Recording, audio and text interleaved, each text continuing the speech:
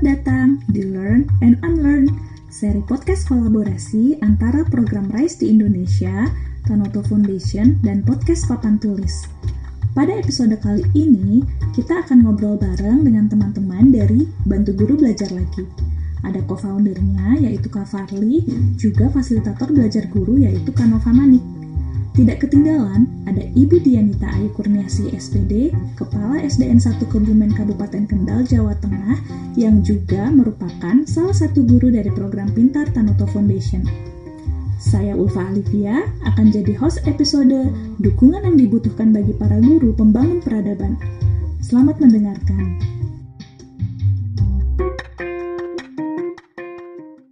Oke, halo semua, selamat malam. Malam, Kak. Selamat bertemu dengan podcast RISE pada malam hari ini. Diskusi kita kali ini tuh tamunya agak sedikit berbeda dengan episode-episode sebelumnya. Jadi kita sekarang kedatangan ada teman-teman dari Bantu Guru Belajar Lagi, yang co-foundernya itu adalah Kak Farli, lalu ada fasilitator dari Belajar Guru, kemudian program Guru PAUD Merdeka Kak Nova, serta ada Bu Dianita, Kepala Sekolah Dasar Negeri 1 Kebumen, Kabupaten Kendal, Jawa Tengah, sekaligus merupakan guru dari program Pintar Tanoto Foundation. Nah, sebelum kita ngobrol lebih dalam dengan para pembicara kita malam hari ini, saya mau menyapa satu-satu dulu ya. Halo Kak Farli. Halo Kak Uli, selamat malam. Selamat malam. Ya, terima kasih ya atas kedatangannya hari ini. Dan kesediaannya untuk menjadi teman ngobrol kita pada hari ini. Kak Farli kan latar belakangnya pendidikannya arsitektur, tapi dulu pernah menjadi pengajar muda dari Gerakan Indonesia Mengajar. Waktu itu penempatannya di mana ya, Kak? Oke, waktu itu betul, saya pernah 1 tahun bertugas sebagai pengajar muda, jadi guru SD di Rotendao. Rotendao itu pulau paling selatannya NKRI. Di NTT ya? Betul, Provinsi Nusa Tenggara Timur. Iya.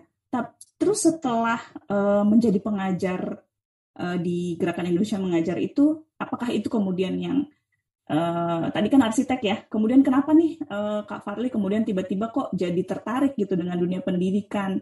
Oh, kalau itu sebenarnya ceritanya agak eksidental gitu ya. Jadi guru, jadi pengajar muda itu agak eksidental Mbak Uli. Jadi waktu itu emang waktu itu kan saya awal-awal kerja ya, 4 tahun kerja sebelumnya gitu ya. Saya merasa jenuh dengan pekerjaan saya waktu itu. Tapi waktu itu pekerjaannya juga bukan arsitek gitu ya. Saya pernah kerjanya di produksi di TV.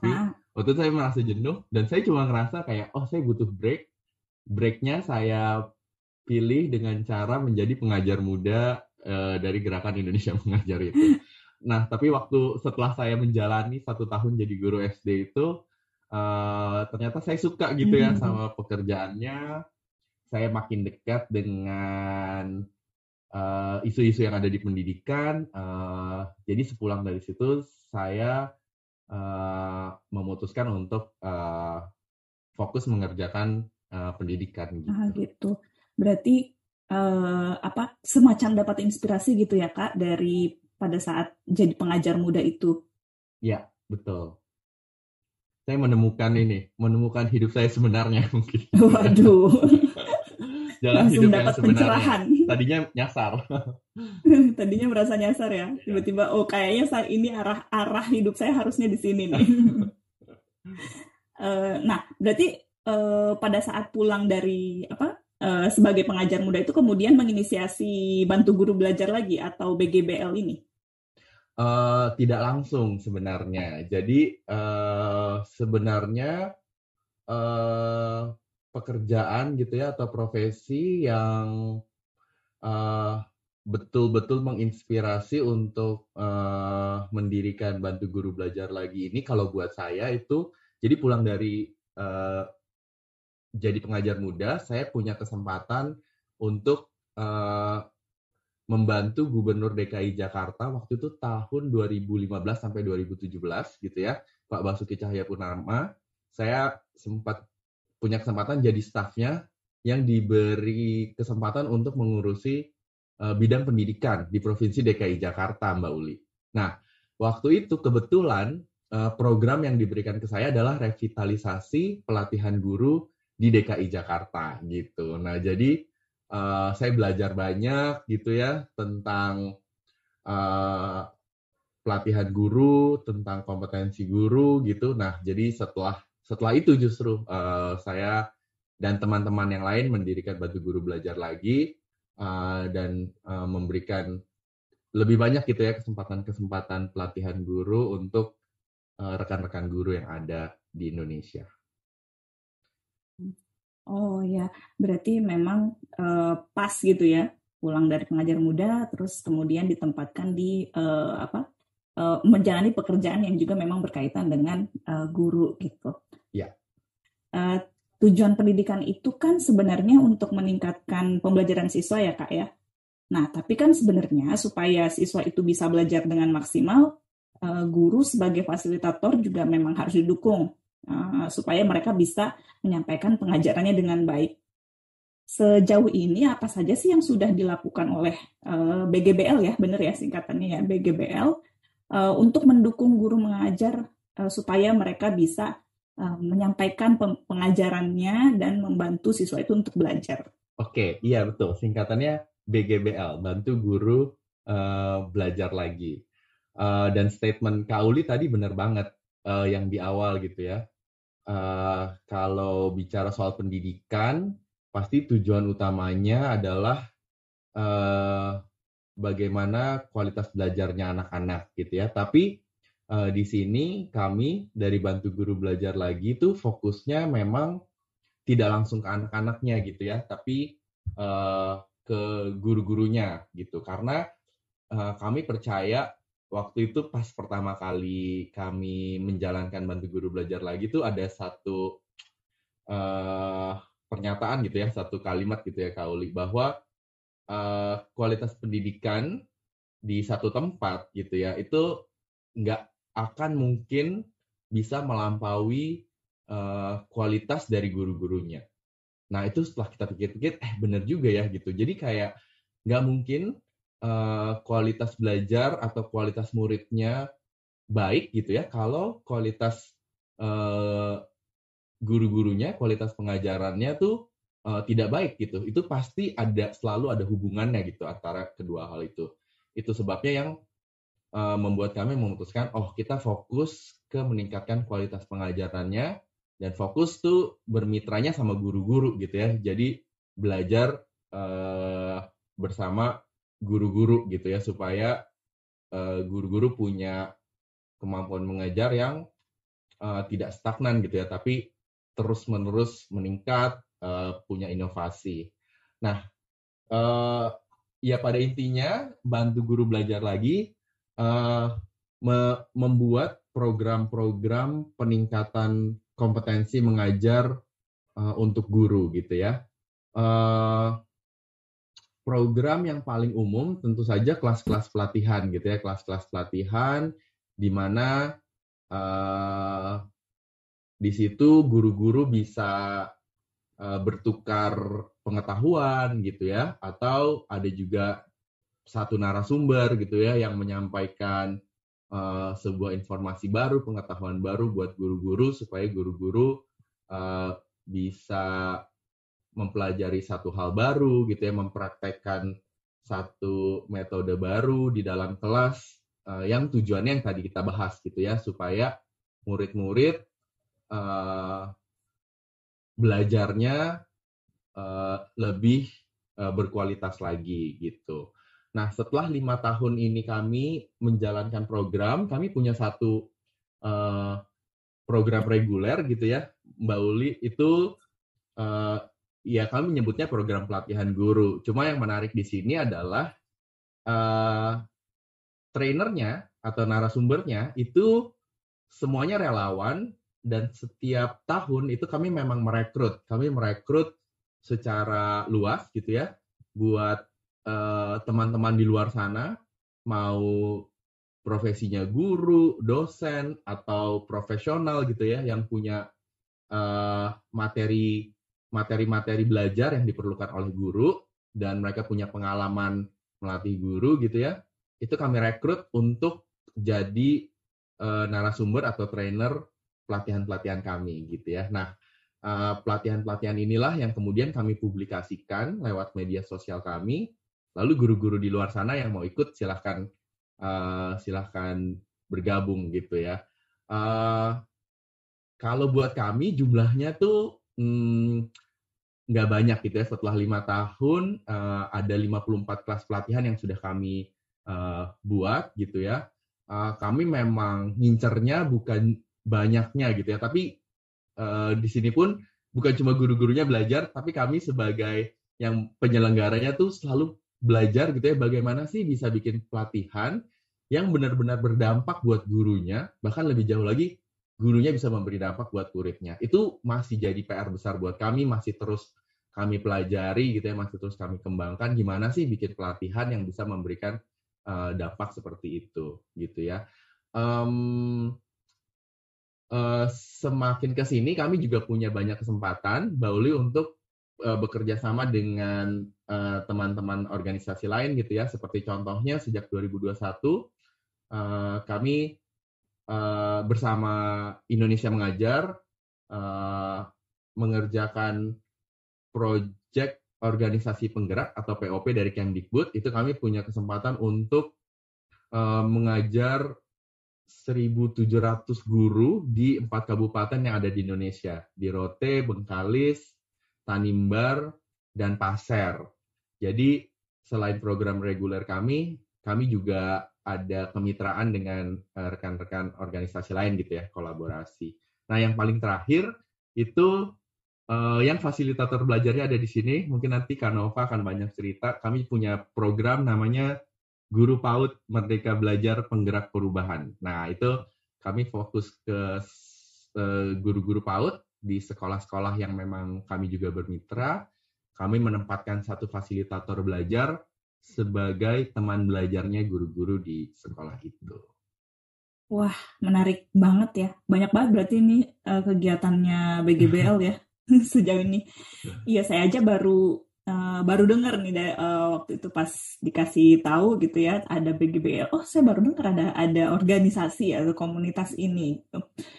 Berarti ini tadi ternyata bukan hanya menyasar guru-guru, maksudnya bukan hanya, saya pikir hanya menyasar guru SD, SMP, SMA, tapi juga guru PAUD ya? Iya, betul. Jadi dari awal tuh kami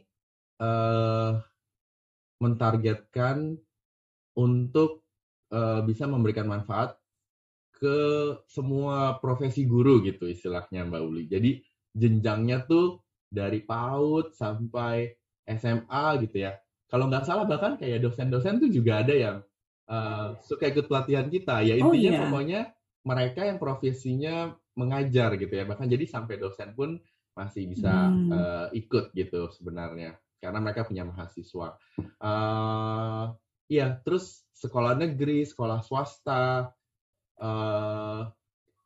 ada guru inklusi gitu ya kalau sekarang, terus ya intinya semua guru yang jadi beneficiaries-nya, Mbak Uli. Ya, berarti semua yang memang tugasnya itu adalah untuk mengajar ya. Betul. Mau dia di PAUD, SMP atau SMA, bahkan sampai universitas gitu, pendidikan tinggi. Nah, di sini sudah hadir juga bersama kita Kak Nova. Halo Kak Nova. Halo Kak Uli. Iya, saya cuma tahu Kak Nova ini adalah fasilitator belajar guru gitu ya, dibantu di BGBL atau bantu guru belajar lagi. Nah, kira-kira boleh nggak nih Kak ceritakan sedikit tentang latar belakangnya Kak Nova gitu. Mungkin kenapa sih bisa menjadi fasilitator belajar di BGBL, kemudian gimana pengalamannya gitu. Oke, terima kasih untuk waktunya gitu ya. Saya Nova. Di sini judulnya Bantu Guru Belajar Lagi gitu, tapi aslinya background pendidikan saya bukan sarjana pendidikan. Jadi saya lulus sebagai sarjana komunikasi di tahun 2011 gitu ya. Tapi sejak lulus nggak ngerti gimana ceritanya, saya terjun di dunia anak-anak gitu. Jadi masuk ke dunia PAUD tuh apa namanya ya, dibilang kecelakaan mungkin ya, gitu. Karena waktu itu posisinya ada temannya teman resign, jadi saya masuk untuk gantiin gitu. Nah, semenjak 2011 itu saya ngajar di sebuah preschool dan kindergarten, basisnya Montessori gitu. Emang dulu sempat punya cita-cita gitu ya, kalau saya jadi guru, saya maunya jadi guru TK. Karena guru TK tuh anak-anaknya masih lucu-lucu gitu ya. Atau kalau mau sekalian yang udah dewasa, maunya jadi dosen gitu.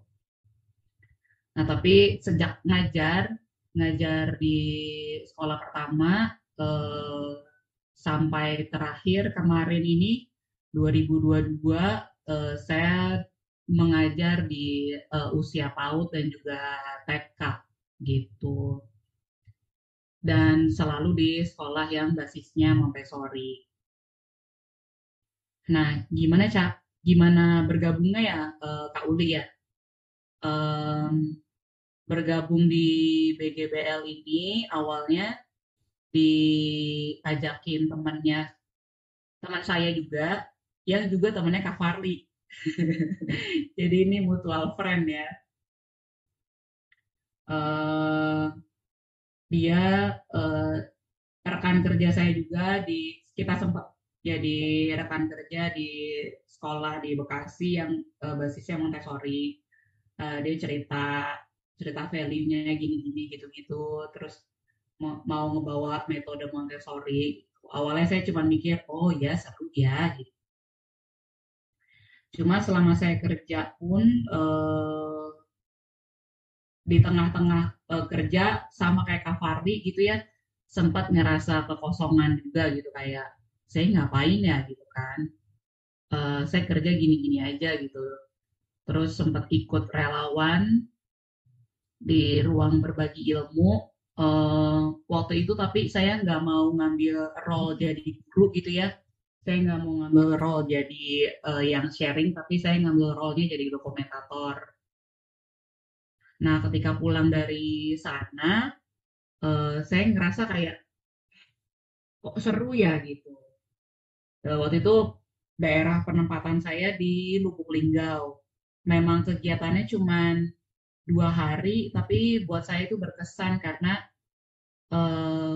guru-guru di sana semangat ya untuk belajar hal baru gitu ya, dikasih pelatihan sama orang-orang profesional gitu ya, yang bukan guru, mereka tetap semangat ya gitu. Jadi saya ngerasa ada sesuatu yang bikin hidup saya juga berarti gitu, value yang saya nggak dapet tuh waktu itu di tempat kerja saya gitu ceritanya.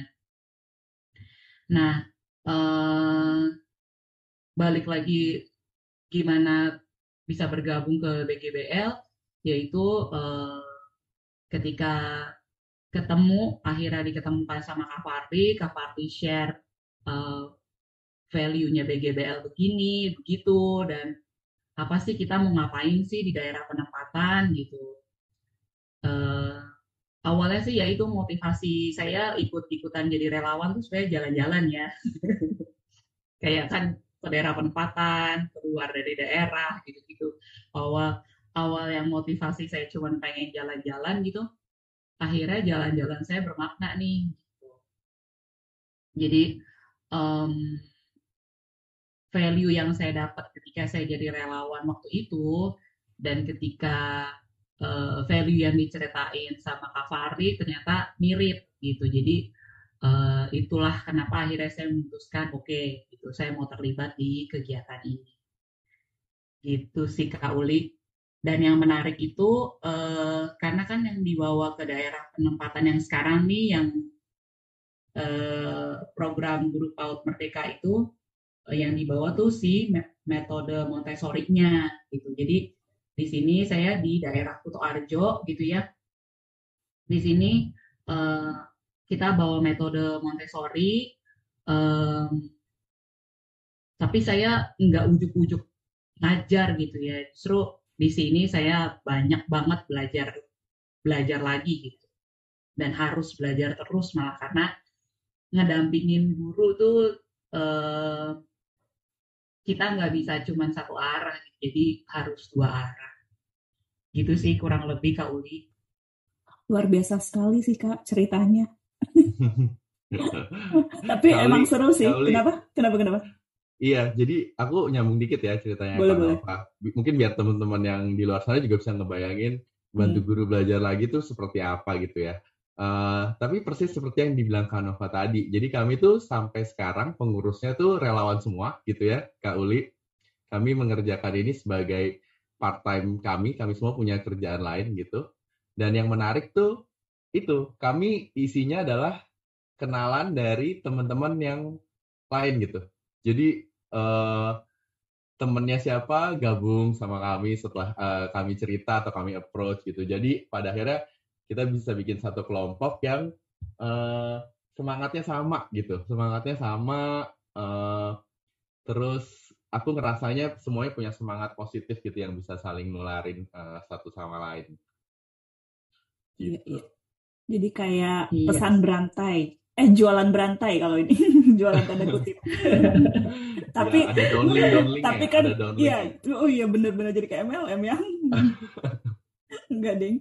Tapi sebenarnya mungkin justru dengan cara seperti itu ya, jadi merekrut itu menjadi lebih lebih mudah gitu juga ya. Jadi kita bisa dapat apa tadi mungkin fasilitator-fasilitator yang juga mungkin kalau nyari sendiri kan susah kali ya. Jadi tapi Betul, kalau misalnya direkomendasiin temennya merekomendasiin lagi ke temennya yang lain, jadi kayak berantai gitu malah jadi lebih betul. gampang gitu. Ya, proses rekrutmen yang lebih mudah gitu jadinya. Iya. Dan ya tadi bener sih kata Kak Nova, bisa sekalian jalan-jalan ya Kak, kalau jadi relawan. Bener. Motivasi Terselubung. terselubungnya tuh kayak awalnya aku mau ikut penempatan di sini kayak waktu awalnya tuh waktu awal join di Lubuk Linggau karena saya nggak pernah naik pesawat. Cuman itu Kak sesederhana itu gitu. Saya belum pernah naik pesawat. terus terus akhirnya pas udah beneran bisa berangkat gitu ya, ternyata pulangnya nggak cuman kayak oh ya aku udah pernah naik pesawat itu enggak gitu karena justru saya mendapatkan value yang oh aku jadi manusia berguna juga ya kayak gitu. Bener-bener. Iya. Berbagi dengan orang lain itu memang selalu apa ya? Selalu menyenangkan lah. Iya betul. Oke. Oh, dulu di Lubuk Linggau banyak durian tuh, Kak. Intermezzo. Iya benar. Oh ya, oke, kita sekarang mungkin kita ke Ibu Dianita ya. Iya, Kak. Halo, Bu. Halo, Kak Ovi. Iya, panggilannya Uli aja. Oh, Kak Uli ya. Iya. Nah, Selamat malam, Kak namanya Uli. memang Ulfa. Tapi panggilannya Uli. Iya. Siap. Iya, kita ketemu lagi. Kayaknya saya pernah ketemu juga nih sama Ibu pas di workshopnya Rise meskipun secara online ya. Iya, Tahun lalu ya. Terus sama-sama ngomongin juga tentang tentang guru juga. guru muda waktu itu ya, Kak ya. Iya, bener. Gimana kabarnya, Bu? Alhamdulillah, Kak Uli masih di sekolah. Masih di sekolah. Iya, Bu. Posisi yang Masih berbeda. diperlukan. Ya, Dengan posisi yang berbeda ya. Iya, soalnya kayaknya waktu workshop Rise tahun lalu itu kan kalau nggak salah Bu Dianita masih sebagai guru ya, guru SDN 2 Sukorejo. iya. Waktu itu masih jadi guru SD 2 Sukorejo. Terus setelah itu, berarti sekarang sudah jadi kepala sekolah SDN 1 Kebumen ya, Bu ya? Iya, betul. Dekat kok, Kak. Paling 5 menit dari sekolah sebelumnya. Oh gitu, 5 Iya, menit naik motor apa jalan kaki nih, Bu? naik motor. Nah, meskipun tadi ya tadi di lokasinya kan juga mungkin berdekatan, kemudian masih tetap di penempatannya juga masih tetap di SD negeri, masih di Iya, betul. kabupaten dan provinsi yang sama, tapi kan pasti ada tantangan yang berbeda ya Bu ya, ketika menjadi guru sama jadi kepala sekolah. Pasti Kak, kalau tangan yang jelas saya temukan dan saya rasakan itu ketika menggerakkan. Dulu ketika saya jadi guru itu kan mau apa di kelas saya, apa yang saya lakukan ya itu tergantung dari diri saya sendiri. Tapi sekarang eh, saya harus bisa mengajak teman-teman, menggerakkan teman-teman untuk bisa melakukan perubahan di kelas masing-masing itu tantangan juga untuk saya karena karakter teman-teman kan berbeda, belum tentu sama dengan saya, ada yang passionnya berbeda, nah itu yang jadi tantangan tersendiri, Kak. Iya, berarti kalau sekarang sebagai kepala sekolah tuh gimana Bu rasanya? Rasanya sebenarnya ada ini juga sih, ada kayak power gitu ya. Sekarang kalau tadinya saya mau melakukan perubahan itu bisanya di kelas saya saja, sekarang saya punya lingkup yang lebih luas, bisa di sekolah saya, dan saya juga harus bisa kalau bahasa Jawanya itu ngemongi teman-teman guru, tapi saya juga tidak boleh sampai mengesampingkan apa yang diminta oleh atasan. Misalnya dari dinas harus ada laporan segera, tapi teman-teman guru waktu itu sedang banyak kerjaan juga. Nah itu tantangannya juga di situ, bagaimana agar ke atasnya oke, ke bawah ke teman-teman juga oke itu Kak. Iya, karena kalau kepala sekolah tentu tuntutannya juga berbeda ya. Ininya lingkupnya jadi lebih luas ya Bu ya. Iya, Iya. Nah, selain sebagai kepala sekolah nih, saya dapat bocoran juga nih. Ibu juga adalah fasilitator nasional dari program Pintarnya Tanoto Foundation. Benar ya Bu? iya betul Kak Oli. Itu sudah berapa lama Bu jadi fasilitator dari program Pintar itu? Saya jadi fasilitator di program Pintar itu sejak tahun 2018. Jadi akhir tahun 2018, sebenarnya nggak sengaja juga sih Kak. Jadi di dinas itu ada flyer gitu kan, flyer untuk rekrutmen fasilitator Pintar Tanoto Foundation, tapi itu namanya masih Pelita Pendidikan. Nah itu saya coba-coba saja ikut. Jadi saya memang orangnya itu suka penasaran, suka mencoba, saya coba ikut karena selama saya jadi guru belum pernah ada kerjasama dengan pihak-pihak swasta. Jadi ikut dinas terus itu kok ada kayak tawaran. Ini apa ya, saya penasaran, saya coba ikut. Alhamdulillah seleksi pertama seleksi administrasi, wawancara, praktik mengajar, lulus, dan di situ saya banyak dapat pengalaman yang luar biasa, benar-benar keluar dari zona nyaman saya, benar-benar menemukan hal yang berbeda, melihat dunia pendidikan dari sisi yang berbeda itu ya dari program itu Kak. Berarti ini jadi fasilitator itu waktu masih jadi guru ya Bu ya? Iya betul. Nah, itu boleh diceritakan mungkin Bu, ngapain aja sih Bu waktu jadi fasilitator program Pintar ini gitu? Oh iya, kalau pas jadi fasilitator itu pertama kami dibekali pelatihan-pelatihan itu, terus setelah itu di Tanoto Foundation itu di Kabupaten Kendal ada 2 gugus mitra. Nah kami sebagai fasilitator daerah waktu itu mendampingi sekolah-sekolah mitra untuk melaksanakan praktik-praktik yang sudah kami lakukan. Tapi tadi saya katakan yang saya dapatkan berbeda, benar-benar keluar dari zona nyaman itu kalau di Tanoto Foundation di program Pintar itu kami para fasilitator belum boleh mendampingi kalau belum praktek. Jadi kami lakukan dulu, kami praktek dulu, baru yang kami bagikan adalah pengalaman yang sudah kami punya. Itu di awal perjalanannya ya Kak.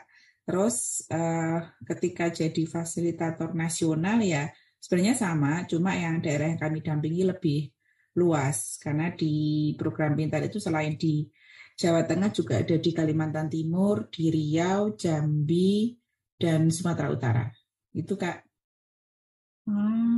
Berarti waktu itu Ibu mencoba mempraktikkan dulu gitu ya di kelas sendiri, baru kemudian boleh diajarkan ke guru yang lain gitu ya Bu ya? Betul, jadi di kami itu tidak hanya berbagi teori, tapi berbagi praktik, dan di situ kami jadi tahu, oh pelatihan yang ini cocoknya untuk ini nih, digunakannya seperti ini. Dan ketika kami misalnya melakukan improvisasi atau apa itu, kami benar-benar punya pengalaman yang bisa kami bagikan, bukan hanya sekedar teori gitu Kak. Boleh dikasih contoh nggak Bu, kira-kira apa satu materi gitu ya yang mungkin menurut Ibu tuh paling membuka, wah ternyata saya harus mengajar dengan cara seperti ini gitu. Oh iya, kalau pengalaman saya itu bukan di materinya sih Kak, tapi di program Pintar itu yang dikenalkan pertama kali adalah pembelajaran aktif yang di situ ada sisi refleksi. Nah, refleksi ini belum pernah saya temukan di pelatihan-pelatihan sebelumnya, dan ketika saya terapkan, itu benar-benar membantu saya untuk bisa melakukan pembelajaran yang lebih baik lagi di pembelajaran berikutnya. Jadi ketika anak-anak bercerita, oh Bu, saya sukanya pelajaran seperti ini, saya lebih suka Ibu mengajar dengan seperti ini, saya lebih suka menggunakan cara-cara seperti ini, itu malah jadi masukan bagi saya, oh berarti anak-anak maunya seperti ini. Itu yang sampai sekarang pun masih saya gunakan, meskipun saya sekarang sudah jadi kepala sekolah, saya meminta guru-guru saya untuk rutin melakukan refleksi, jadi bisa tahu bagaimana caranya untuk memperbaiki pembelajaran ke depan berdasarkan kebutuhan anak-anak. Itu sih Kak. Wah, ini pas banget Bu sama temuannya Rice yang studi waktu itu saya lakukan tentang guru juga, yang menyatakan bahwa memang guru-guru kita itu tidak dibiasakan untuk berefleksi tentang pengajaran yang mereka lakukan ya. Jadi mungkin Betul. pada akhirnya iya, dan kalaupun mereka mau berefleksi, mereka nggak tahu gimana berefleksi itu harusnya seperti apa. Betul, gitu. bagaimana dan untuk apa gunanya itu belum tahu. Iya. Nah, kalau dari Ibu mempraktikkan di kelas, kemudian harus mengajarkan mengajarkan ke guru lain, itu biasanya makan waktu berapa lama, Bu?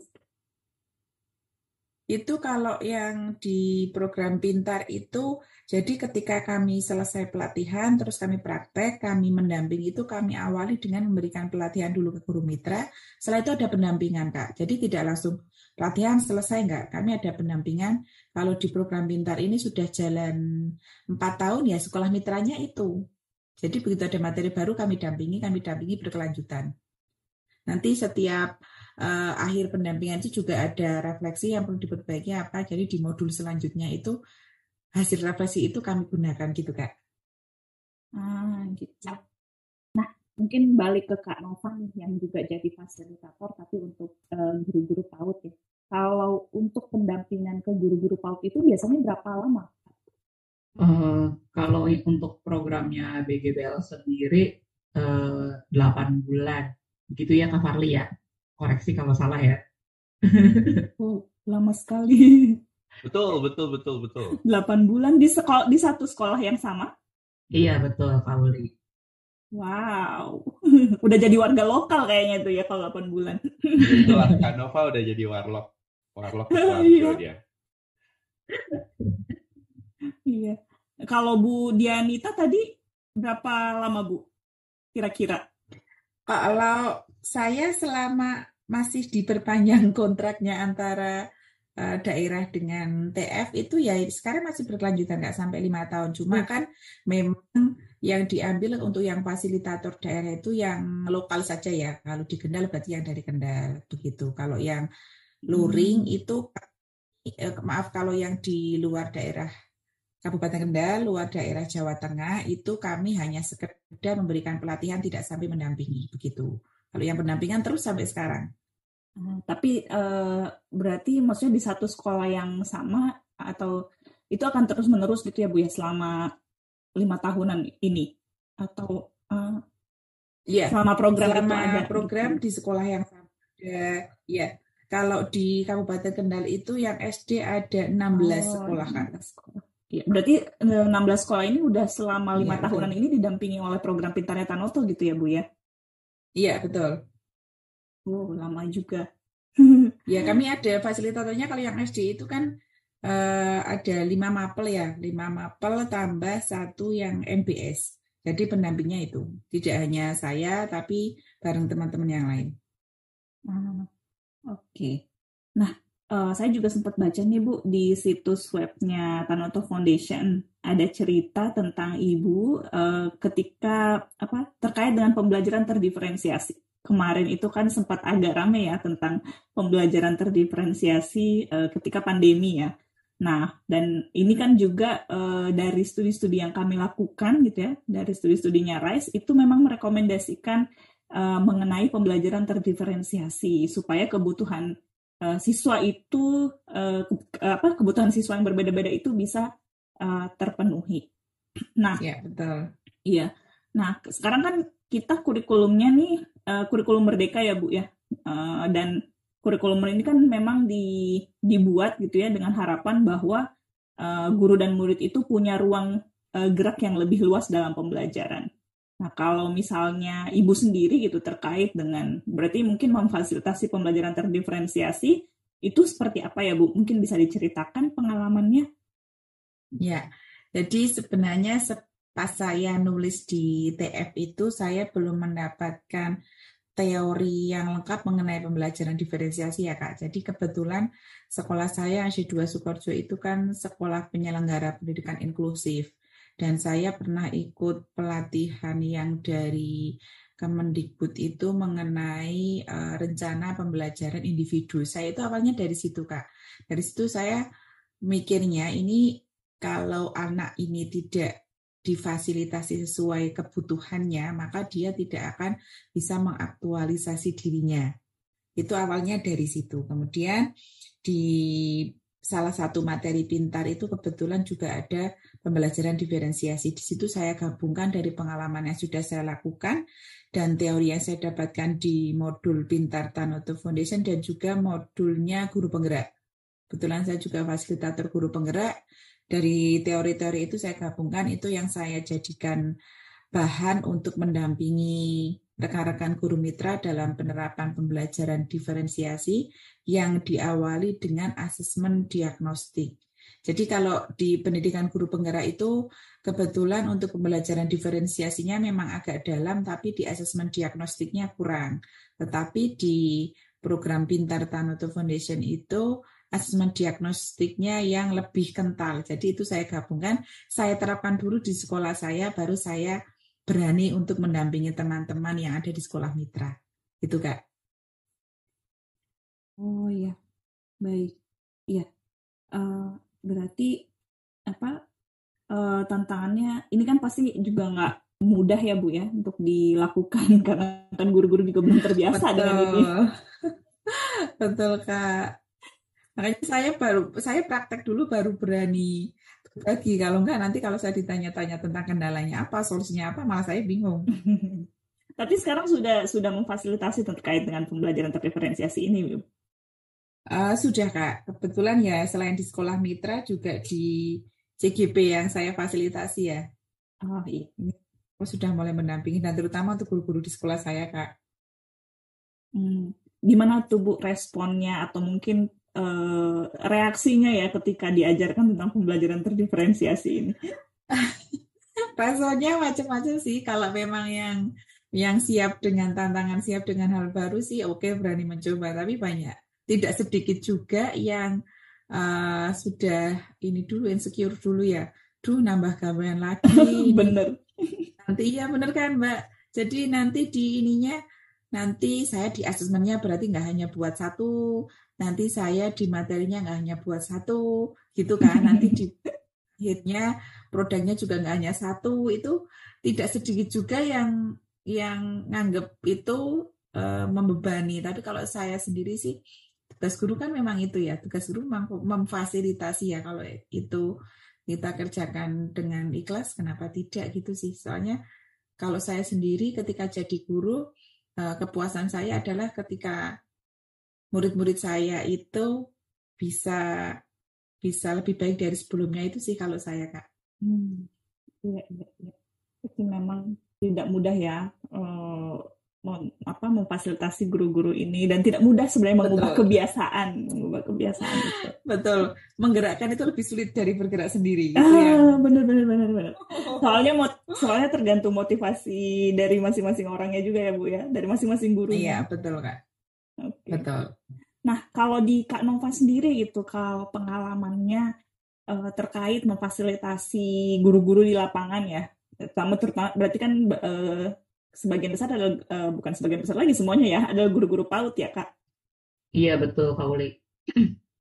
Nah, kira-kira gimana ya Kak, mungkin kendalanya atau tantangan yang dihadapi sama guru-guru ini, apalagi mungkin tadi mengajarkan Montessori ya, tentang terkait Montessori gitu. Mungkin kan kalau di Lubuk Linggau, apa itu Montessori? Oke. Oh kalau untuk penempatan sekarang saya di Kuto Arjo Kak. Gitu. Jadi Montessori yang di bawah BGBL itu di Kuto Arjo. Kalau tantangannya kurang lebih mirip seperti yang dialami sama Ibu Dianita ya. Apalagi Iya, apalagi ini yang baru 2 gitu. Ada kurikulum merdeka, mereka guru-guru di sini juga sambil berjalan atau sambil belajar menjalankan kurikulum merdeka. Terus BGBL datang nih menawarkan pendampingan tapi dengan metode Montessori gitu.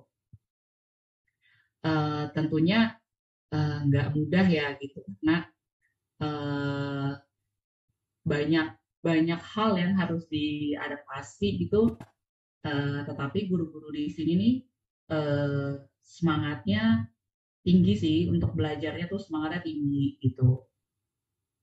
Cuman hal yang wajar ketika ketemu lah kalau kayak gini terus aku gimana? Kalau kayak gini terus gimana? Gitu loh Kak. Jadi eh, kayak pemikirannya langsung ngelihat yang eh, besarnya gitu. Jadi eh, perlu dibantu guru-guru di sini perlu dibantu arahkan nih. Oh yang mana dulu nih yang mau kita achieve kayak gitu sih. Jadi lebih lebih kita sama-sama nentuin prioritas mana nih yang mau kita eh, capai duluan gitu. Karena kan kalau di Montessori sendiri peralatannya banyak gitu ya. Saya bilang kalau mau belajar presentasi ini sama di YouTube banyak gitu ya. Tapi cara membangun kerjanya di Montessori kayak gimana, cara pembiasaannya kayak gimana, itu kan guru-guru belajar lagi nih di sini gitu. Uh, Selain guru-guru yang harus belajar karena ini siswanya PAUD, kita juga mengundang orang tua untuk ngajar.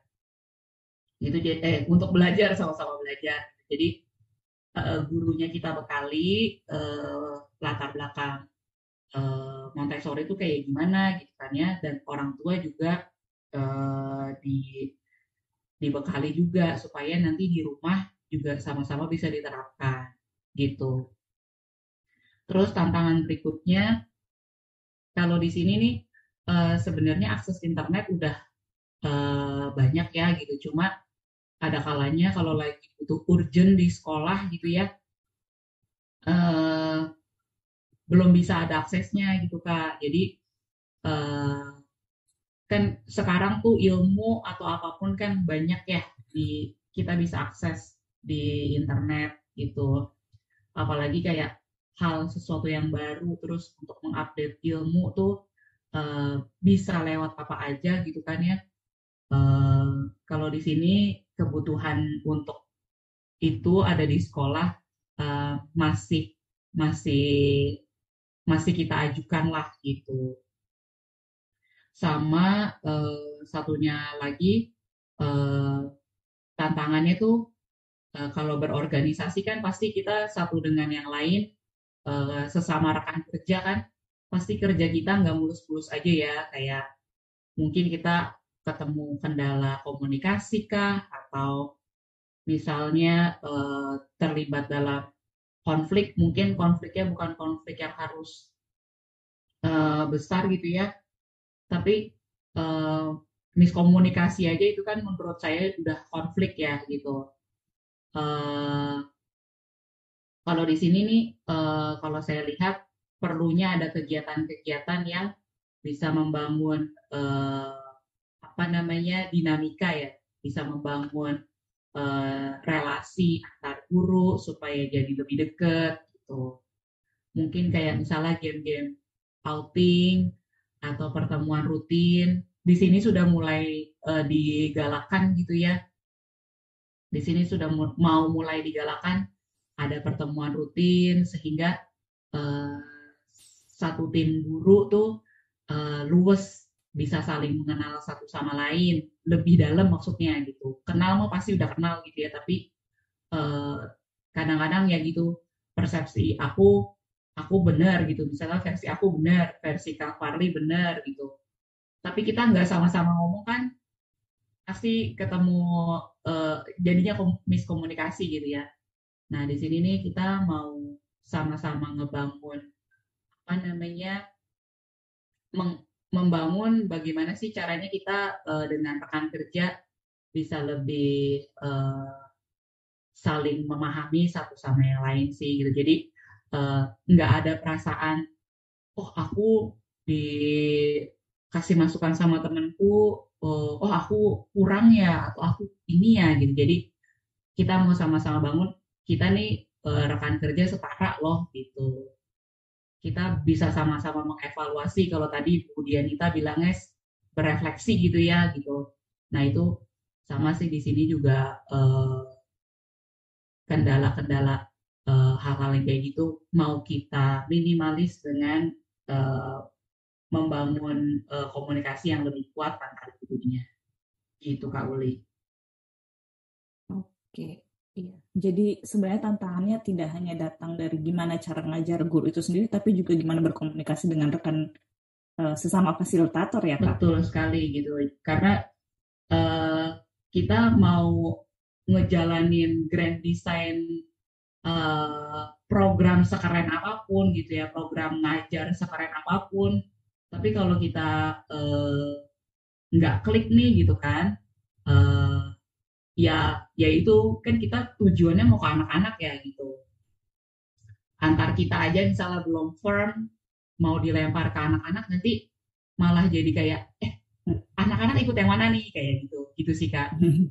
Tujuannya tetap adalah biar anak-anak mendapatkan pembelajaran gitu, meningkatkan kualitas pembelajaran anak-anak.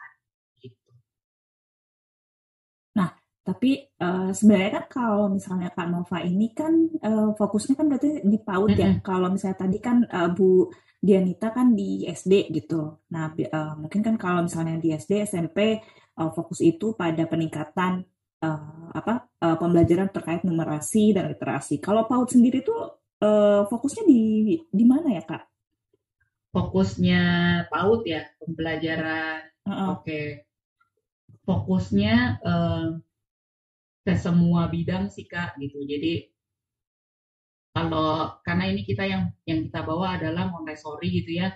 Montessori ini ada 5 area. Jadi ada practical life gitu ya. Jadi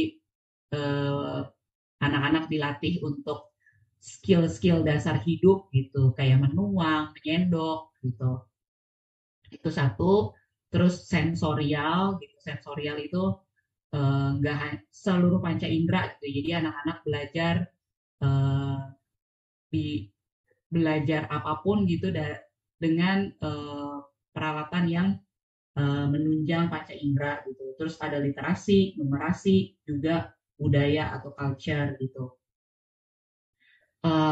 Kalau ditanya fokusnya kemana, karena ini kan anak-anak PAUD nih kalau bisa dibilang kan dia golden age ya. Iya. Mereka di umur segini nih, kalau para ahli bilang otaknya seperti sponge gitu ya, apapun diserap gitu. Kita ngajarin apa sih? Yang pasti sih ngajarin hidup ya. Waduh, anak PAUD sudah diajar makna kehidupan ya. Iya. Berat sekali. Karena di Montessori kita sebelum masuk untuk bekerja bersama-sama itu ada kesepakatan kelas gitu ya. Mungkin orang-orang mikir kayak ngapain sih gitu kan masih kecil kan belum ngerti gitu-gitu ya. Iya. Tapi justru ketika masih kecil lah gitu ya, ketika dia menyerap apapun itulah gitu, itu saatnya kita memberikan nilai-nilai yang menurut kita harus dimiliki sama semua manusia gitu kan. Jadi ketika sebelum masuk dia boleh berproses atau bekerja di kelas Montessori, ada kesepakatan-kesepakatan yang perlu kita sampaikan gitu. Supaya apa? Gitu. Ya supaya kelasnya tertib gitu. Karena di kurikulum Merdeka itu kan tadi dibahas kita ngikutin ini ya, kayak anak-anak punya apa, punya pemikiran apa, dia bisa sampaikan gitu ya. Jadi mereka jadi sumber belajar juga. Dan Montessori sendiri bisa banget diterapkan di kurikulum Merdeka gitu, karena anak-anak ini bekerjanya sesuai dengan apa yang mereka sukai tuh. Jadi kalau kayak tadi Ibu Dianita bilang PR-nya di guru, nambah kerjaan lagi nih, aku harus observasi anak satu-satu gitu. Tapi kayak gitu juga di Montessori gitu Kak. Gitu. Jadi emang pasti ada target-target gitu ya, target-target anak segini harus bisa apa sih, terus pembelajaran hari ini mau ngapain sih gitu. Pasti emang ada target-target harian ya yang ada di RPP gitu ya. Tapi di saat yang sama kita juga ngelihat, oh anak ini nih interestnya ke sini ya gitu. Bukannya kita nggak ngajarin sama sekali hal yang lain gitu ya, bukan gitu ya, tapi bagaimana nih caranya kita menyeimbangkan target harian itu dengan anak dia suka gitu ya kerja sama satu alat itu gitu ya. Yaitu ya tadi ada kesepakatan kelas itu ya kayak gitu. Jadi dia boleh bekerja dengan apapun, tapi dengan aturan-aturan yang ada gitu. Ya kan sama ya kayak kita kerja pada akhirnya nanti di kehidupan kita dewasa kan kayak gitu ya. Kita mau kerjain yang mana dulu kan suka-suka kita ya gitu, kayak oh aku mau ngerjain yang mudah dulu atau aku mau ngerjain yang susah dulu. Itu kan kita kembalikan ke masing-masing pribadi gitu. Nah, itulah kenapa ketika di usia dini ini yang diajarin tuh apa ya, diajarin hidup gitu. Melalui pengalaman-pengalaman life skill benar, ya, life skill yang sebenarnya buat orang dewasa mungkin itu hal yang sepele mungkin ya gitu, karena kita udah jago, udah biasa melakukannya gitu. Bahkan orang tua nanya, nggak calis tuh ngapa Bu gitu kan ya. Itu hal yang sangat lumrah ditanyakan gitu ya, karena nggak bisa kita pungkiri sekarang SD udah ekspektasinya anak-anak udah bisa baca gitu ya. Iya benar. Gitu. Jadi kadang-kadang kita mau force anak-anak supaya langsung bisa tuh prosesnya panjang gitu. Yang kita tanemin ya karakter-karakter baik untuk sekarang gitu ya. Nanti ada masanya, semua ada masanya. Ketika anak itu terus distimulus dengan hal-hal baik, kita juga ngasih terus emang yang dia butuhkan gitu ya. Pada akhirnya akademik gitu ya, si numerasi dan literasi yang orang tua pikir belajar tuh itu, enggak, belajar tuh nggak cuma itu, kayak gitu. Gitu sih Kak. Iya. Berarti sebenarnya pembelajaran terdiferensiasi itu juga ada ya di PAUD ya? Banget, ada banget. Mirip-mirip ya? Ada banget gitu. Justru kita pikir kan anak-anak karakternya kelihatan ketika udah umurnya gede gitu ya, gitu. Tapi dari mereka kecil pun itu udah kelihatan gitu. Oh, si A sukanya ini, si B lebih kuatnya di ini, si C dia ternyata karakternya halus atau apa ya. Kita ketika menyampaikan pelajaran satu, kalau pelajaran yang mungkin disampaikan semua ya sama gitu ya di grup besar gitu. Tapi ketika mereka mengeksekusi, misalnya ada lembar kerja atau apapun, ya kita pendekatan ngajarinya pun beda-beda tergantung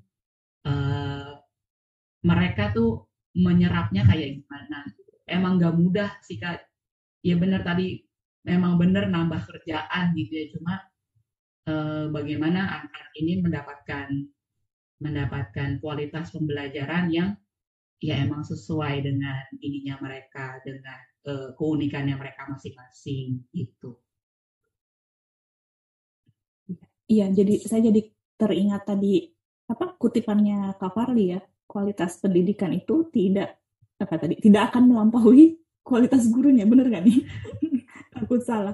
Intinya kalau guru-gurunya berkualitas ya akan menghasilkan pendidikan yang juga berkualitas ya. Amin. Kita kembali ke Kak Farli nih.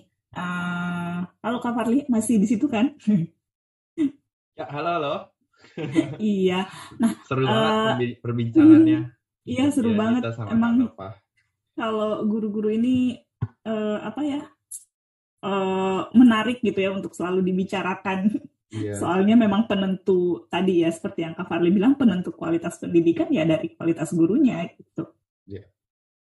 Nah, kalau di BGBL sendiri tuh, jadi selama Kak Farli mungkin membuat program-program di BGBL gitu kan, mungkin Kak Farli juga sudah melihat permasalahan guru tuh A, B, C, D, E gitu, atau mungkin sampai Z gitu ya, banyak. Nah sebenarnya kalau menurut Kak Farli tuh apa sih sebenarnya dukungan yang paling dibutuhkan sama guru gitu, supaya mereka tuh bisa mengajar dengan baik, kualitas pendidikan, kualitas pembelajaran juga ikut meningkat. Wow, menarik sekali nih pertanyaannya ya. Harusnya apa yang paling dibutuhkan sama guru gitu ya untuk bisa meningkatkan kecakapan mengajarnya gitu ya Kak Uli? Betul. Oke. Dari tadi saya dengar ceritanya Ibu Dianita sama Kak Nova gitu ya. Saya tuh selalu berefleksi terhadap apa yang saya pelajari juga menjalankan BGBL ini sebenarnya Kak Uli.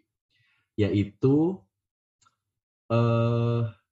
bahwa kebutuhan guru itu macem-macem banget gitu ya. Kalau tadi Kak Uli bilang dari A sampai Z itu lebih banyak lagi gitu ya. Ada banyak deh pokoknya kalau kita lihat gitu ya bahwa murid-murid aja tadi kita harus punya diferensiasi gitu ya terhadap kebutuhan belajarnya murid-murid. Jadi kalau kita ngomongin kebutuhan belajarnya guru-guru, saya rasa tuh dan apa yang saya jalankan bersama teman-teman saya di Bantu Guru Belajar Lagi, itu bukan cuma murid-muridnya, guru-gurunya tuh juga sangat membutuhkan diferensiasi gitu ya. Dari apa yang dialami Bu Dianita aja gitu ya di satu sekolah dengan yang dialami Kak Nova gitu ya, memfasilitasi guru-guru belajar di satu sekolah, itu kondisinya beda gitu ya. Saya bisa ngelihat kayak di sekolah lain mungkin problemnya ada lagi yang lain gitu ya. Dan satu persatu guru nih memang punya kebutuhan yang berbeda-beda gitu untuk belajarnya, untuk mengembangkan metode mengajar dia di kelas, untuk bisa berinovasi di kelas. Itu tuh kalau yang saya lihat guru-guru punya kebutuhan yang sangat berbeda-beda gitu ya. Makanya yang kami lakukan di Bantu Guru Belajar Lagi gitu ya Kak Uli, kami nggak pernah mewajibkan guru gitu ya untuk datang ke satu pelatihan yang kami bikin gitu. Sifatnya selalu sukarela. Jadi kami umumkan ada pelatihan dengan tema ini, materinya ini, tujuan belajarnya ini, keahlian yang akan dikembangkan seperti ini. Kami biarkan guru-guru itu mendaftar sendiri-sendiri. Bahkan tidak jarang gitu kami bikin ada seleksinya gitu ya untuk menyeleksi karena keterbatasan tempat sebenarnya. Tapi bisa dilihat seleksi motivasi lagi gitu. Nah, jadi kalau ditanya apa yang paling dibutuhkan guru-guru, mungkin saya bisa jawab itu banyak kebutuhannya gitu ya. Kalau terkait spesifik nih ya, kayak materi atau skill yang perlu dia kembangkan, terus kayak bekal yang perlu dikasih untuk bisa menjawab masalahnya masing-masing di ruang kelas itu banyak banget gitu. Jadi mungkin jawabannya juga si diferensiasi itu tuh. Kalau gimana sih caranya membuka kesempatan guru untuk bisa mengakses sumber-sumber belajar yang bisa menjawab kebutuhannya yang sangat macam-macam itu gitu. Saya percaya kalau misalnya pemerintah aja gitu. Pemerintah membuat program pelatihan guru gitu ya, Kak Uli ya. Iya. Itu kan sulit sekali ya untuk bisa membuat satu tema pelatihan yang bisa memfasilitasi kebutuhan berjuta-juta guru yang ada di Indonesia gitu. Itu tuh kayak nggak mungkin. Nah, itu sebabnya sih sebenarnya dulu kita berpikir kenapa harus ada si Bantu Guru Belajar lagi nih Kak Uli. Jadi kayak satu lembaga independen yang memang di non pemerintah gitu yang memang kita dirikan aja gitu untuk menambah kesempatan-kesempatan itu buat guru-guru gitu Kak Uli. Jadi mungkin jawaban saya itu sih kayak akses yang sangat luas untuk bisa menjawab kebutuhan mereka yang sangat-sangat beragam. Oke, menarik sekali nih ya, akses yang sangat luas untuk para guru-guru, terutama mungkin guru-guru yang ada di daerah pedalaman, terpencil gitu ya, karena terbatas gitu ya mereka aksesnya tadi ya untuk mengakses informasi, komunikasi itu betul. terbatas. Iya. Oke. Nah, pertanyaan yang sama untuk Ibu Dianita. Selama ini gitu ya, berdasarkan pengalaman Ibu sebagai fasilitator pada program Pintar Tanoto, kemudian pengalaman Ibu sendiri sebagai guru selama belasan tahun, apa kira-kira Bu dukungan yang paling dibutuhkan oleh para guru supaya mereka itu juga bisa menyampaikan pembelajaran dengan baik? Iya, kalau di saya ya Kak, karena kebetulan sejak saya jadi guru sampai sekarang dan yang saya dampingi itu rata-rata adalah sekolah negeri, yang notabene biasanya sekolah negeri itu lebih banyak guru-guru yang merasa nyaman di zona yang sekarang. Itu yang mereka butuhkan motivasi dari atasan Kak. Jadi kalau dari atasan itu ada semacam kayak dorongan gitu, ayo kita belajar, pasti mereka semangat. Kalau yang motivasi intern itu, kalau yang di kami kebetulan di sekolah-sekolah mitra itu masih terbatas ya Kak. Jadi benar tadi kata Kak Farli, yang utama itu adalah motivasi diri. Jadi kalau yang di sekolah-sekolah mitra itu kan sekolah mereka menjadi mitra karena ditunjuk oleh dinas. Nah ini perlu kayak intervensi khusus gitu dari pengawas, misalnya keterlibatan pengawas agar guru-guru ini semakin tertarik untuk bisa belajar hal-hal baru yang nantinya akan membantu di proses pembelajaran. Jadi masih seperti itu sih Kak, rata-rata kalau di sekolah negeri. Masih butuh ada intervensi dari atasan, dari pengawas misalnya ya, kalau guru dari dinas pendidikan gitu. Kalau motivasi diri itu masih rendah sih menurut saya. Di dukungan yang utama itu dari dinas. Paling tidak ketika ada pelatihan misalnya dari program Pintar itu ada materi baru yang ada pelatihannya, itu ya tetap harus ada surat dari dinas. Kalau tidak ya paling yang berangkat hanya berapa orang saja meskipun mereka itu di sekolah mitra gitu Kak. Oke, iya memang masalah motivasi ini agak berat ya Bu. Mungkin nanti dari BGBL mau membuat semacam program bagaimana meningkatkan motivasi guru. Saya jadi ngasih PR. Itu. Saya jadi ngasih PR ya Kak Farli ya. Buat Kak Farli. Wah, saya tiba-tiba dapat PR dari rekaman ini. Dari sesi ini. Iya. Pertanyaan terakhir nih ya, buat Ibu Dianita. Kalau misalnya bisa berkolaborasi dengan teman-teman dari Bantu Guru Belajar Lagi, kira-kira apa yang Ibu ingin lakukan? Wah, ini tawaran, tantangan, dan juga kesempatan ya Kak ya. Senang sekali kalau misalnya bisa berkolaborasi dengan Bantu Guru Belajar Lagi. Tadi dari Kak Fadli juga sudah menyampaikan di Bantu Guru Belajar Lagi itu ada beberapa pilihan menu gitu ya Kak Fadli ya. Beberapa pilihan menu yang kiranya guru ini lebih tertarik kemana gitu. Kalau dari saya sih kalau saya kolaborasinya lebih ke berbagi praktik baik Kak. Jadi kami guru-guru itu lebih suka atau lebih cepat nyambung kalau hal yang kami pelajari itu hal yang sudah dipraktekkan. Seperti kemarin ketika dapat materi diferensiasi, kalau hanya teori itu masih bingung, tapi begitu praktek ini loh asesmen diagnostiknya, ini loh penerapan pembelajarannya, ini loh asesmennya, itu langsung bisa kami modifikasi, kami terapkan di sekolah kami. Begitu juga saya yakin materi-materi di Bantu Guru Belajar Lagi di BGBL ini banyak materi-materi baru yang praktis bisa kami adopsi untuk diterapkan. Nah, ini kita bisa berkolaborasi, Kak. Jadi saling berbagi praktik baik, nantinya mau menggunakan yang mana yang sesuai dengan sekolah masing-masing. Ditunggu ya, Kak Farli. Ya, Bu. Saya jadi ngasih PR 2 kali.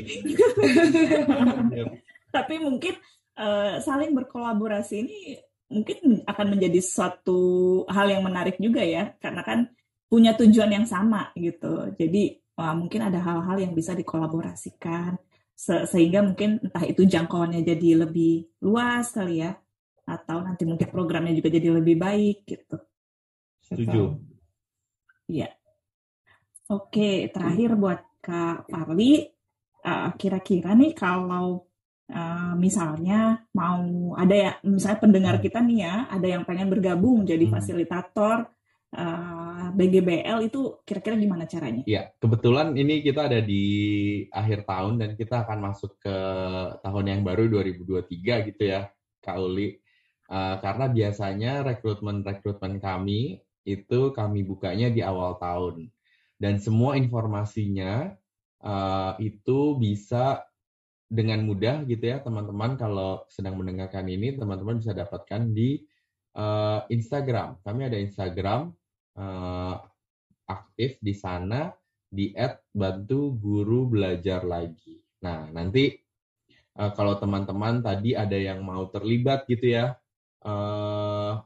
yang pertama misalnya jadi pengurus gitu ya, kami membuka rekrutmen untuk jadi pengurus Bantu Guru Belajar Lagi setiap tahun sebagai relawan.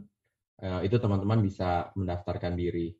Lalu kemudian yang kedua ada juga kesempatan yang tadi saya sudah cerita untuk menjadi trainer atau narasumber untuk sesi-sesi pelatihan guru yang akan kami buka. Jadi kalau ada teman-teman di luar sana, boleh guru atau mungkin profesional dari bidang lain tapi punya materi yang dirasa mungkin akan dibutuhkan oleh guru dan tertarik untuk membagikannya pada guru-guru, itu juga bisa mendaftar gitu. Dan kemungkinan besar programnya Canova, program Guru Paut Merdeka, ini kami juga akan membuka rekrutmen untuk fasilitator belajar yang akan kami kirim ke sekolah-sekolah yang sekarang ada, dan mudah-mudahan ada sekolah-sekolah mitra baru gitu ya di tahun depan.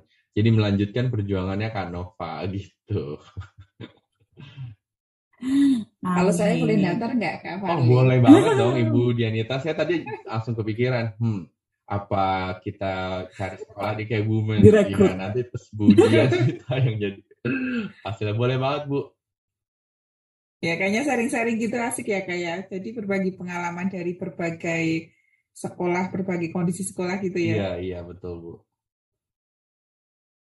Oke, terakhir. Nanti saya tunggu postingannya aja, Kak. Oh, ya Bu, di follow jangan lupa Bu. Sudah lama. Oh, udah follow lama, oke Bu. Sudah. Saya belum kayak ini, saya yang belum. Ya, kalau lupa mungkin mau bergabung boleh. Oke, terakhir Canova. Tadi kan mungkin kira-kira nih kalau ada nggak pesan-pesan yang mungkin mau disampaikan buat para pendengar yang mungkin tertarik gitu nanti jadi fasilitatornya BGBL? Jadi Pesan semacam pendahulu pesan-pesan banget ya. dari pendahulu. Aduh, enggak. Pendahulu. Kan Hmm, senior. Kalau dari aku sih, eh, jadi relawan emang apa ya? Jatuhnya panggilan ya, gitu. Dalam banget gak sih panggilan, gitu. Em, Motivasi apapun awalnya, ya kayak tadi saya sereceh pengen jalan-jalan atau sereceh pengen naik pesawat gitu ya. Lambat laun itu akan berubah gitu. Eh, yang tadinya saya pikir saya ke sana saya mau membawa perubahan, Aziz. Saya akan membawa sesuatu gitu. Saya akan memberikan sesuatu gitu. Tapi ternyata yang terjadi adalah sebaliknya gitu ya.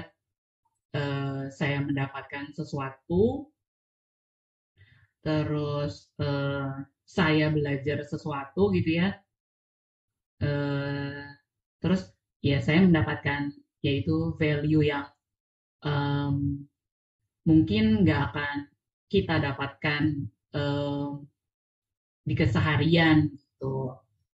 Kedengarannya klise gitu ya, tapi em, apa ya, em, menjadi eh, relawan atau menjadi pembawa apa ya, menjadi sesuatu gitu ya, menjadi ini posisinya relawan ya, relawan fasilitator itu memang kerjaannya gampang-gampang susah gitu ya, tapi kalau di BGBL ada tandemannya gitu ya. Kalau saya pas juga tandeman saya adalah Kak Farli. Jadi kalau misalkan lagi buntu atau lagi apa bisa share em, ke rekan kita gitu ya. Baik itu em, apa namanya, bilangnya apa ya Kak kita ya? Trusty.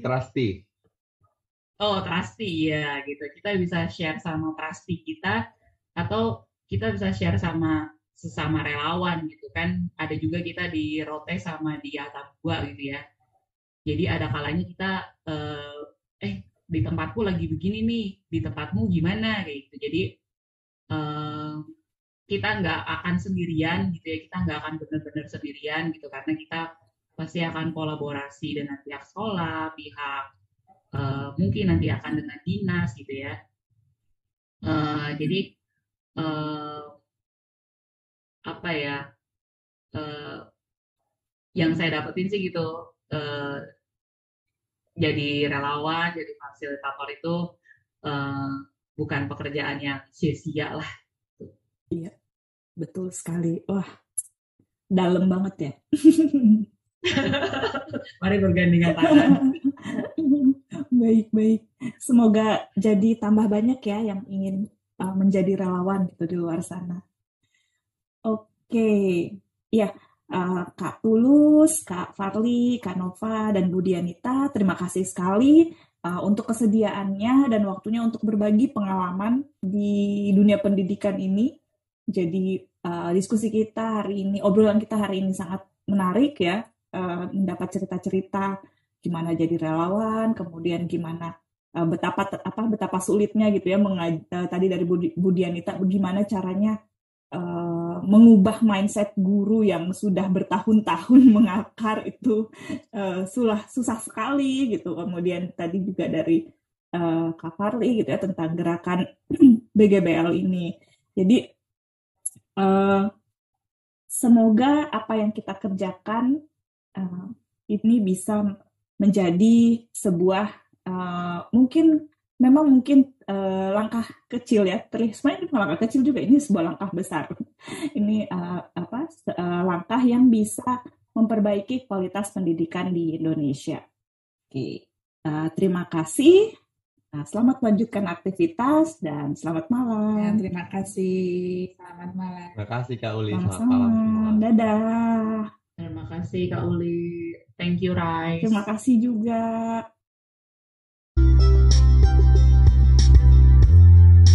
Terima kasih sudah mendengarkan obrolan kami di episode kali ini. Simak juga diskusi seru lainnya tentang pendidikan di Papan Tulis Podcast. Dukung terus usaha RISE dan Tanoto Foundation dalam meningkatkan kualitas pendidikan di Indonesia dengan cara mengunjungi situs webnya di rise.smeru.org.id dan tanotofoundation.org. Jangan lupa follow Instagramnya ya di @riseprogram.id dan @tanotoeducation. Sampai bertemu kembali.